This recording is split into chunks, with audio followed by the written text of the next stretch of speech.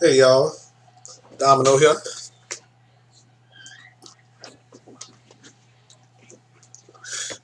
All right, disregard that sound. That was a phone and stuff like that. Wanted to go and talk to my friend. Can't do it since that dirt bag over there.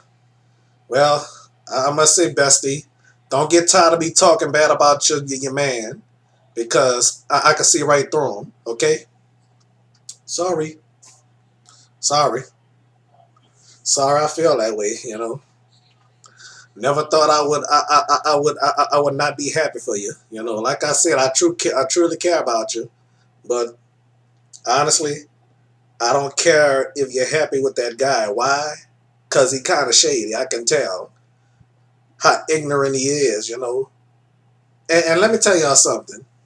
If somebody said they don't want to be bothered with you, you gotta listen to them. Cause that's called being ignorant. You know what I'm saying? Only an ignorant dirtbag would constantly talk to somebody after somebody said, "Leave me alone. I don't want to deal with you. I can't stand you."